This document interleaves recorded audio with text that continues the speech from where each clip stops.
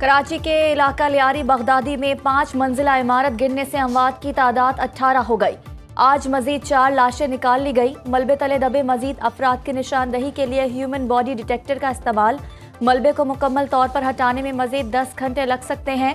D C south Javed نبی کا کہنا ہے کہ ضلع جنوبی میں پیر سے مخدوش عمارتوں کو منہدم کرنے کا آغاز کیا جائے گا۔ ایم ایس سول اسپتال ڈاکٹر صابر میمن کے مطابق ٹراما سینٹر میں 9 زخمی لائے گئے، جن میں سے 6 کو ڈسچارج کر دیا گیا، 3 تاحال زیر علاج۔ پاکستان آرمی انجینئرنگ کور کی ٹیم کا عمارت کے ملبے کا تفصیلی معائنہ۔ زمین بوس ہونے سے عمارت کے رہائشیوں کو بھینسوں کے باڑے میں ٹھہرا دیا گیا۔ سرکاری سطح پر کسی نے کھانا بھی نہیں دیا۔ متاثرین کا شکوہ۔ المناک واقعے پر سنو نیوز کی ہر پہلو سے کوریج جاری۔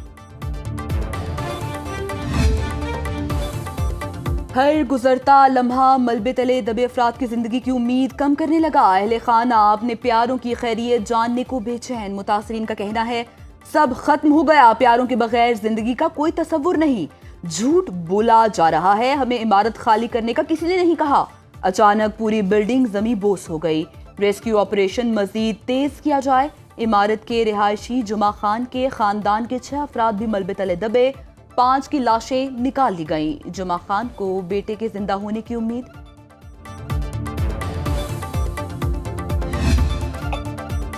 ایم کیو ایم اور پیپلز پارٹی نے ایک دوسرے کو سانحہ لیاری کا ذمہ دار ٹھہرا دیا۔ اپوزیشن لیڈر سندھ اسمبلی علی خورشیدی نے کہا 17 سال سے برسر اقتدار لوگ سانحہ لیاری کے جواب دہ ہیں۔ کراچی والوں کو مافیا کے رحم و کرم پر چھوڑ دیا گیا۔ سندھ بلڈنگ کنٹرول اتھارٹی کے ناک کے نیچے غیر قانونی تعمیرات ہوتی ہیں۔ ترجمان سندھ حکومت سعدیہ جاوید نے کہا کراچی میں بھتہ خوری اور غیر قانونی تعمیرات کی ذمہ دار ایم کیو ایم ہے۔ ایم کیو ایم کے سیکٹر اور یونٹ کے ذریعے غیر قانونی تعمیرات کرائی گئی۔ وزیر مملکت کھیل داس کوہستانی کہتے ہیں کہ حادثے پر سیاست نہیں کرنی چاہیے، وفاقی حکومت اپنی ذمہ داریاں نبھا رہی ہے۔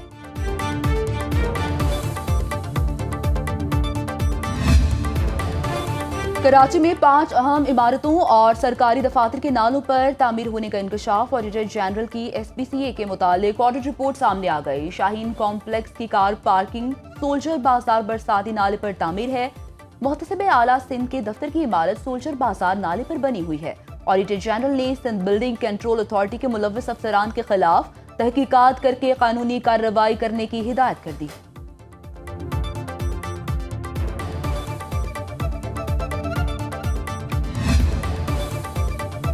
کراچی میں پانی کا بحران ختم نہ ہو سکا۔ نارتھ ناظم آباد کے مکینوں کا ایک بار پھر سخی حسن ہائیڈرنٹ پر دھاوا۔ احتجاج کے باعث ہائیڈرنٹ سے پانی کی سپلائی بند۔ مظاہرین کا کہنا ہے کہ جب تک ہمارے علاقوں میں پانی نہیں آتا ہائیڈرنٹ چلنے نہیں دیں گے۔ مکینوں نے ہائیڈرنٹ پر کھڑے پانی سے بھرے ٹینکر سے پانی بھرنا شروع کر دیا۔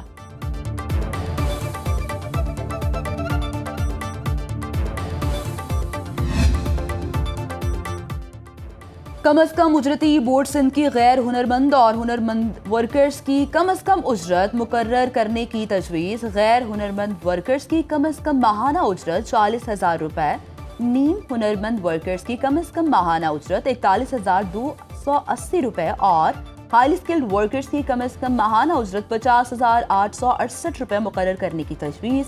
مذکورہ اجرتیں 1 جولائی 2025 سے نافذ العمل ہوں گی۔ نواز شریف اور بانی پی ٹی آئی کی ملاقات کی باتیں محض افواہ ہے۔ نائب وزیر اعظم اسحاق ڈار کی وضاحت۔ کہا بانی پی ٹی آئی اور نواز شریف کی ملاقات کسی کی خواہش تو ہو سکتی ہے لیکن حقیقت نہیں۔ پیپلز پارٹی نے وزارتیں لینے کا نہیں کہا۔ سادہ اکثریت ملنے کے باوجود پیپلز پارٹی کا ساتھ نہیں چھوڑیں گے۔ اسحاق ڈار نے لاہور میں میڈیا سے گفتگو میں کہا بھارت پاکستان کا سکھایا سبق ہمیشہ یاد رکھے گا۔ بھارت کی طرف سے خطرہ ہے، ہمیں الرٹ رہنا ہوگا۔ ایران کو اندازہ ہو گیا اس کا سچا دوست پاکستان ہے۔ ایرانی شہداء کے جنازے میں پاکستانی پرچم لہرائے گئے۔ ایرانی پارلیمنٹ میں پاکستان سے تشکر کے نعرے لگے۔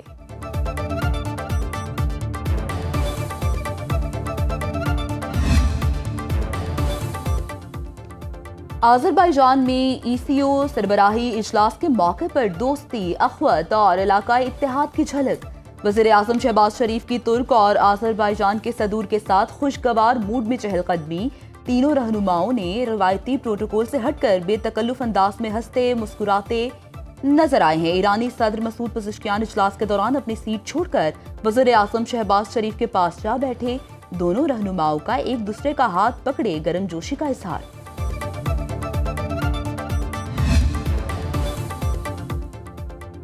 پنجاب اسمبلی میں اپوزیشن کے 10 معطل ارکان کے خلاف مزید کارروائی کا فیصلہ۔ اسپیکر آفس کی جرمانے کی رقم ارکان کی تنخواہوں سے کاٹنے پر مشاورت۔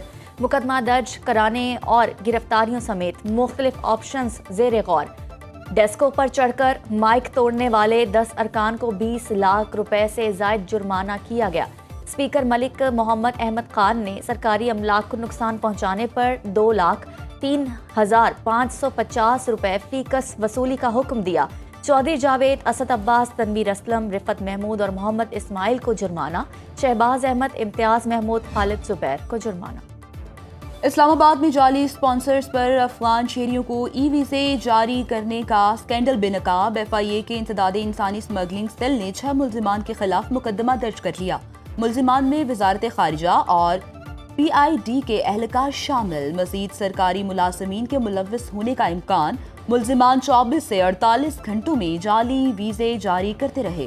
افغان باشندوں سے ویزے کے عوض ہزاروں ڈالر وصول کیے گئے۔ بروقت کارروائی کے دوران 2 افغان باشندے موقع پر گرفتار۔ موبائل فون، جعلی کاغذات اور دیگر ریکارڈ برآمد۔ آئندہ ہفتے غزہ میں جنگ بندی معاہدہ ہو سکتا ہے۔ ٹرمپ کا غزہ جنگ بندی کے لیے حماس کے بیان کا خیر مقدم۔ وائٹ ہاؤس میں فوجی خاندانوں کے ساتھ پکنک کے بعد خطاب میں کہا، غزہ سے متعلق بہت کچھ کرنا ہے۔ غزہ میں بہت سی امداد بھیج رہے ہیں۔ ایران کا جوہری پروگرام مکمل ختم کر دیا، مگر تہران اسے دوبارہ شروع کر سکتا ہے۔ ہم نے امریکہ کی طاقت کو بحال کیا۔ امریکی فضائیہ نے چند روز قبل کامیاب آپریشن کیا۔ افغان جنگ میں جانا امریکہ کی بدترین غلطی تھی۔ افغانستان میں امریکہ کے اربوں ڈالر ضائع ہو گئے۔ امریکی صدر نے بگ بیوٹیفل بل پر دستخط کر دیے۔ غزہ جنگ بندی کے مجوزہ پلان پر اسرائیلی وزیر اعظم اور آرمی چیف میں تلخ کلامی اور جھگڑا۔ آرمی چیف نے کہا، سیکیورٹی اجلاس کے دوران نیتن یاہو کی آرمی چیف کو فلسطینیوں کی جنوبی غزہ جبری منتقلی کا منصوبہ تیار کرنے کی ہدایت۔ جنرل ایال زامیر نے جواب دیا، آپ وہاں فوجی حکومت چاہتے ہیں؟ 2 ملین لوگوں پر کون حکومت کرے گا؟ بھوک کے مارے فلسطینی اٹھ کھڑے ہوں گے جنہیں سنبھالنا مشکل ہو جائے گا۔ اسرائیلی وزیر اعظم نے کہا، انخلا کا منصوبہ نہ بنایا گیا تو ہمیں پورے غزہ پر قبضہ کرنا ہوگا۔ آرمی چیف نے کہا، تجویز سے اتفاق نہیں، ہمیں اس پر مزید بات کرنا ہوگی۔ معرکہ کارگل کے hero captain colonel Sher Khan شہید نشان حیدر کا 26واں یوم شہادت۔ شہید کے مزار پر پھول رکھنے اور سلامی کی پروقار تقریب۔ قوم کے بہادر سپوت نے 1999 میں بھارت کے خلاف شجاعت کی لازوال داستان رقم کی۔ کرنل شیر خان شہید کی بہادری کا اعتراف دشمن نے خود کیا۔ صدر مملکت آصف علی زرداری، وزیر اعظم Shehbaz Sharif, field marshal Syed Asim Munir, chairman joint chief فضائیہ اور نیوی کے سربراہان کا شہید کو خراج عقیدت۔ دفاع وطن کے لیے جان کا نذرانہ پیش کرنے والے نڈر سپوت کو پوری قوم کا سلام۔ پاک پتن DHQ اسپتال میں 20 بچوں کی اموات کا محکمہ صحت حکام کے خلاف مقدمہ درج۔ CEO health doctor Sohail, MS doctor Adnan, medical officer, 3 lab technician سمیت 13 افراد نامزد۔ مقدمہ جاں بحق بچوں کے لواحقین کی مدعیت میں درج کیا گیا۔ وزیر اعلیٰ پنجاب مریم نواز نے دورہ پاک پتن کے دوران CEO ہیلتھ اور MS کو گرفتار کرایا تھا۔